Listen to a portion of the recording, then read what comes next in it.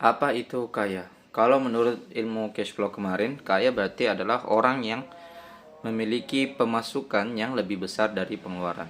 Contohnya kita ambil dua orang deh. Misalnya namanya Asep dan Ujang. Asep, dia gajinya 3 juta per bulan, tetapi pengeluarannya hanya 1,5 juta. Maka di setiap akhir bulan dia akan selalu punya uang 1,5 juta. Iya kan, karena pemasukannya 3 juta, pengeluarannya 1,5, maka ada sisa uangnya 1,5. Bagaimana dengan Ujang? Ujang, dia punya pemasukan 5 juta per bulan, lebih besar kan dari Asep tadi. Tapi ternyata pengeluarannya itu 6 juta per bulan. Maka dia di setiap akhir bulan akan minus 1 juta. Itu berarti dia lebih miskin daripada Asep tadi, yang padahal pemasukannya cuma 3 juta.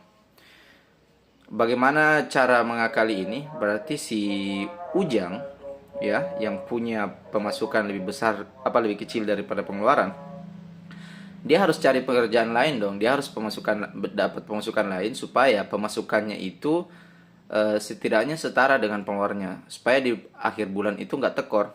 Atau kita juga bisa balik definisi yang tadi.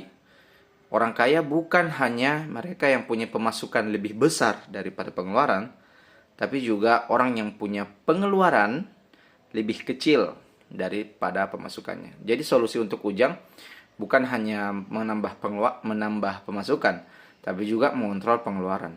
Dia bisa mencatat pengeluarannya setiap bulan, memperhatikan apa yang ada dalam menu itu. Siapa tahu ada banyak pengeluaran yang ternyata tidak perlu. Misalnya ternyata nggak perlu kok setiap minggu dia harus makan di tempat-tempat yang mewah.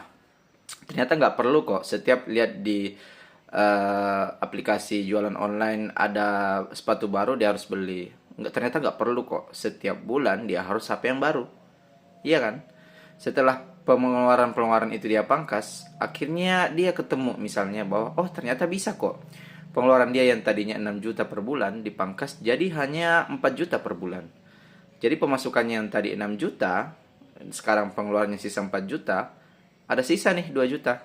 Sehingga Ujang bisa deh lebih kaya dari Asep yang tadi tetap pengeluarannya hanya pemasukannya hanya 3 juta sementara pengeluarannya 1,5 juta rupiah.